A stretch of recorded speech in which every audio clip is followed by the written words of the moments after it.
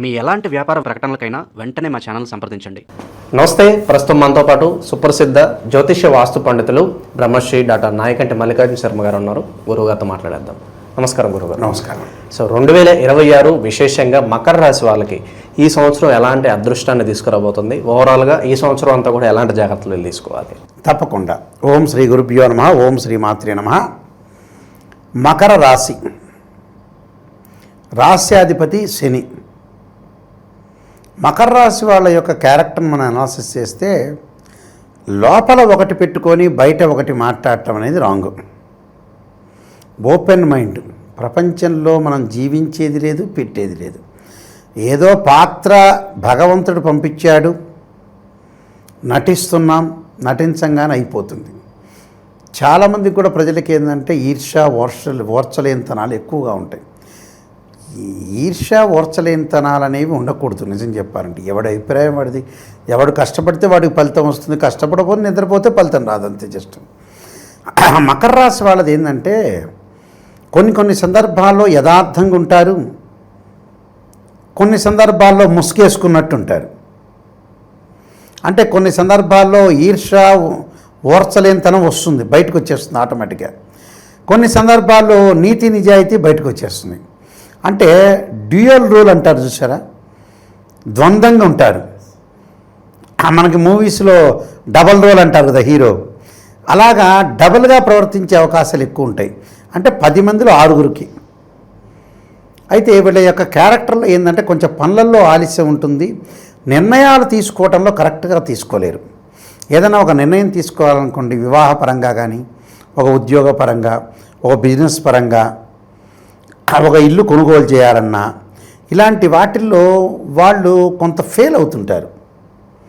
అంటే సరైన నిర్ణయాలు వాళ్ళకే తెలిసినట్టుగా వాళ్ళు భావిస్తారు, కానీ అలాంటి భావించకూడదు.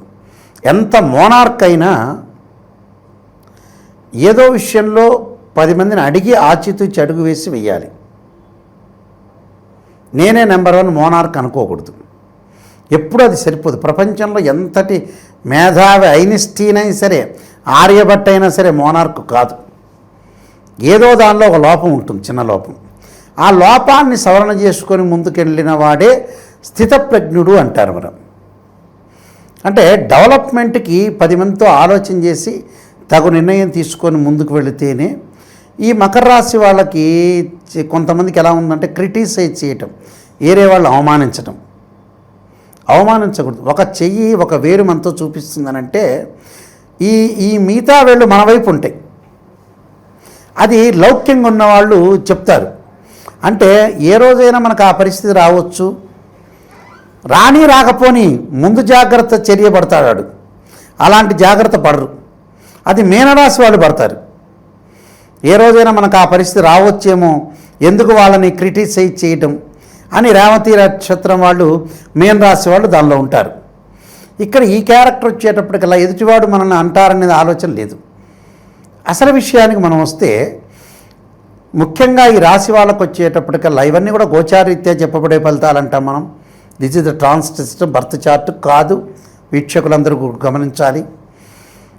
ఎందుకంటే అదృష్టం అనేది కలిసి వస్తే ఏదైనా సరే ఆవగిందంత అదృష్టం అనేది కలిసి రావాలి. ఎంత కృషి చేసినా కూడా ఆవగిందంత అదృష్టం ఉండాలంటారు. ఈ రాశి వాళ్ళకు వచ్చేటప్పుడు రాహుకేతుల యొక్క ప్రభావాన్ని మనం చూసుకునేటట్టయితే, రాహు కుంభరాశిలో ఉంటాడు. డిసెంబర్ 6 వరకు కుంభరాశిలో ఉంటాడు. కేతు వచ్చి సింహరాశిలో ఉంటాడు. రాహు యొక్క ప్రభావాన్ని మకర రాశి వాళ్ళు చూసుకునేటట్టయితే డిసెంబర్ 6 వరకు కొద్దిగా పర్వాలా, ధనపరంగా వాట్ల పరంగా కూడా కొంచెం ముందుకు వెళ్ళొచ్చు. ఫ్యామిలీకి సంబంధించిన కొన్ని చిన్న ట్రబుల్స్ ఉన్నా సర్దుకుపోయే అవకాశాలు ఎక్కువగా ఉంటాయి. డిసెంబర్ 7 తర్వాత వచ్చేటప్పటికల్లా ఆరోగ్యపరంగా జాగ్రత్త చూసుకోవాలి. ఆరోగ్యపరంగా దీర్ఘకాలిక వ్యాధులు ఉన్నవాళ్ళు కానీ, ప్రమాదాలు జరగకుండా ఎవరితోనో మాట్లాడేటప్పుడు కానీ బంధుమిత్రులతో సహనంగా ప్రవర్తన చేయడం చాలా ఇంపార్టెంట్. అది రాహు యొక్క ప్రభావం. అలానే కేతు యొక్క ప్రభావం ఏ విధంగా ఉండబోతుంది చూసుకునేటట్టయితే, కేతు సింహరాశిలో సంచారం చేస్తారు. సింహరాశి అంటే వాళ్ళకి ఏంటంటే అష్టమ స్థానంలో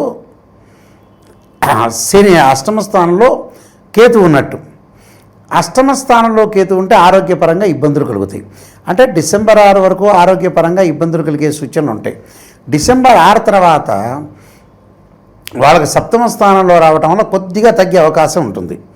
అంటే ఏదైనా టోటల్గా 2026లో ఆరోగ్యపరంగా ఇబ్బందులు కలగకుండా చూసుకోవాలి. అనుభవాన్ని సంపాదిస్తారు, అలానే నాలెడ్జ్ బాగా పెరిగే అవకాశాలు ఎక్కువ ఉంటాయి. ప్రమోషన్లు లభించే అవకాశాలు కూడా బాగా ఎక్కువ ఉంటాయి వీళ్ళకి. ఎందుకని ప్రమోషన్ లభిస్తాయంటే గురువు యొక్క ప్రభావం ఏ విధంగా ఉండబోతుందంటే జూన్ 2 దగ్గర నుంచి గురువు మారతాడు, కర్కాటక రాశిలోకి వస్తాడు. కర్కాటక రాశిలోకి వచ్చి మళ్ళీ అక్టోబర్ 31 మళ్ళీ సింహరాశిలోకి సంచారం చేస్తారు. ఈ రాశి వాళ్ళకు వచ్చేటప్పటికల్లా కర్కాటక రాశిలో అనుకూలంగా ఉంటాడు. అంటే జూన్ 2 నుంచి అక్టోబర్ 31 వరకు చాలా అద్భుతంగా ఉంటుంది వీళ్ళకి. గురుబలం ఉండి ఉద్యోగంలో ప్రమోషన్లు, ఆర్థిక పరంగా అనుకూలంగా ఉండటం, ప్రతి పనిలో కూడా విజయం సాధించే అవకాశాలు ఎక్కువ ఉంటాయి. కాబట్టి చాలా అద్భుతంగా ఉండే అవకాశాలు ఎక్కువ ఉంటాయి. అంటే గురువు వల్ల మంచి లాభాలు, వివాహ శుభ కార్యక్రమాలు, సంతానం వల్ల లాభం కలిగే అవకాశాలు, సంతానం లేని వారికి కూడా సంతానం కలిగే అవకాశాలు ఎక్కువ ఉంటుంది. ఎకనామిక్ గ్రోత్, ఇన్ఫర్టిలిటీ ఇష్యూస్ ఉన్న వాళ్ళు కూడా సంతానం కలగటం, సంతానం ద్వారా కూడా శుభవార్తలు అందే అవకాశాలు ఎక్కువ ఉంటాం. ఫారిన్ కంట్రీస్కి వెళ్ళే అవకాశాలు ఎక్కువ ఉంటాయి. ఆ ఫారిన్ కంట్రీస్లో గ్రీన్ కార్డు హోల్డర్స్ అని ఉంటారు, అంటే మన దేశం యొక్క పౌరసత్వం అంటారు. అలాంటివన్నీ కూడా లభించే అవకాశాలు బాగా ఎక్కువ ఉంటాయి. అంటే చిరు వ్యాపారులు కానీ, పెద్ద వ్యాపారులు కానీ, బడా పారిశ్రామికవేత్తలందరికీ కూడా ఓవరాల్గా బిజినెస్ పరంగా ఓకే అని చెప్పుకోవచ్చు. అంటే everything will be okay, problem లేదు. ఫైనాన్షియల్ పరంగా డిక్రీజ్ అయ్యే అవకాశాలు ఎక్కువ ఉంటాయి. అంటే వీళ్ళ లైఫ్ను ఎన్హాన్స్ చేసుకోవాలి, జీవితాన్ని మెరుగుపరుచుకోవడానికి ప్రయత్నం ఎక్కువ చేస్తే ఆ ప్రయత్నాలు సఫలీకృతమయ్యే అవకాశాలు డెఫినెట్లీ ఉంటాయి. అలాగా గురువు బాగున్నాడు ఇక్కడ. అంటే అక్టోబర్ 31 నుంచి సింహరాశిలో సంచారం చేయటం, డిసెంబర్ 18వ తారీఖున వక్రత్యాగం అంటే ఈ వక్రగతిలోకి వెళ్ళిపోవడం జరుగుతుంటుంది. అందువల్ల టోటల్గా గురుబలం అనేది బాగున్నట్టే అర్థం. అయితే ఫైనాన్షియల్ పరంగా ఏంటంటే డబ్బు వస్తుంది కానీ ఖర్చు అవుతుంది. ఎందుకు ఖర్చు అవుతుంది అంటే శని వక్రగతిలో ఉన్నాడు. జూలై 25 దగ్గర నుంచి డిసెంబర్ 10 వరకు కూడా శని వక్రస్థితిలో ఉంటాడు. ఆ వక్రస్థితిలో ఉండటం వల్ల మకర రాశి వాళ్ళకి ఏంటంటే ఆర్థిక పరంగా ఆదాయం రావటము, ఒకవైపు ఫైనాన్షియల్ ఇంక్రీజు, ఇంకొక సమయంలో డిక్రీజు. ఎప్పుడు డిక్రీజ్ బాగా ఎక్కువ అవుతుందంటే అక్టోబర్ 31 తర్వాత,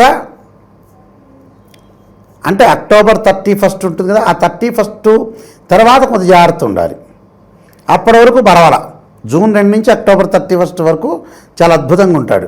ఎందుకంటే మకరం, కుంభం, మీనం, మేషం, వృషభం, మిథునం, కర్కటకం సప్తమంలో ఉంటాడు కాబట్టి అష్టమంలో రాగానే ఖర్చు అయిపోతుంటుంది. అందువల్ల ఫైనాన్షియల్ పరంగా అక్టోబర్ 31 తర్వాత జాగ్రత్త ఉండాలి. ఫస్ట్ హాఫ్ బాగానే ఉన్నట్టు అర్థం, కానీ ఏదో రకంగా డబ్బులు ఖర్చు అవుతాయి, వృధా భ్రమణం. ఆ డబ్బుల్లో కూడా 50% మంచి విషయాలు ఖర్చు అవుతాయి, 30% వృధా ఖర్చులు అవుతాయి. అవమానాలు జరగకుండా చూసుకోవాలి. అంటే కొన్ని పరిహారాలు, కేవలం ఈ 4 గ్రహాలే కాదు, శుక్రుడు, బుధుడు ప్రభావం వల్ల కూడా వీళ్ళకి డబ్బులు ఖర్చు అయ్యే సూచనలు ఎక్కువగా ఉంటాయి. డబ్బును పొదుపు చేయండి, మితంగా ఉండండి. అలానే పిసినార్తనం చూపించకూడదు. డబ్బులు దేనికి ఖర్చు చేయాలి దానికి ఖర్చు చేయాలి. ఆ మనిషి బతికేది ఏం పెద్ద ఏం లేదు ఇక్కడ. 60 ఏళ్ళు బతికితే 30 ఏళ్ళు నిద్రకే పోతుంది. ఎందుకంటే ఇవన్నీ చూసుకోవాలి జాగ్రత్తగా. మనం ఏదైతే డెవలప్మెంట్ అనేది విషయంలో లైఫ్ని ఎన్హాన్స్ చేసుకొని ముందుకెళ్తే మనం ఖచ్చితంగా డెవలప్మెంట్ అయ్యే అవకాశాలు ఉంటాయి. కొన్ని పరిహారాలు చేసుకొని ముందుకెళ్ళాలి. సో ఓవరాల్గా ఈ సంవత్సరం మొత్తం కూడా ఎటువంటి పరిహారాలు ఎక్కువగా వీళ్ళకి సూట్ అవుతాయి అంటారు? ఈ టోటల్గా ఈ సంవత్సరం అంతా కూడా వాళ్ళకి 45 మార్కులు వేస్తాం అవుట్ ఆఫ్ 100. జాగ్రత్తగా ప్రవర్తన చేసుకోవాలి. ఆరోగ్యపరంగా కూడా ఇబ్బందులు లేకుండా చూసుకోవాలంటే శివుడికి నువ్వుల నూనెతో అభిషేకం చేయటం ఒకటి. శరీరే జర్జరీభూతే వ్యాధిగ్రస్తే కలేవరి ఔషధం జాహ్నవీతోయం వైద్యో నారాయణ అనే మంత్రాన్ని చక్కగా చదువుకోవటం, ఓం నమః శివాయ పంచాక్షరి చేసుకోవాలి. అలానే దానితో పాటు వీళ్ళు సూర్య నమస్కారాలు చేయాలి. ఆదిత్యాయజ్ఞ సహస్రమూర్తాయధిమే తన్నో సూర్య ప్రచోదయాత్, ఆదిత్యాయజ్ఞ సహస్రకిరణాయధిమే తన్నో సూర్య ప్రచోదయాత్ అనే మంత్రాన్ని చక్కగా చదువుకోవటం వల్ల కూడా వీళ్ళకి మంచి జరిగే అవకాశాలు ఖచ్చితంగా ఉంటాయి. ఓవరాల్గా ఈ రాశి వాళ్ళందరికీ ఈ 2026 ఎలా ఉండబోతుందో అద్భుతంగా వివరించారు. ధన్యవాదాలు. నమస్కారం.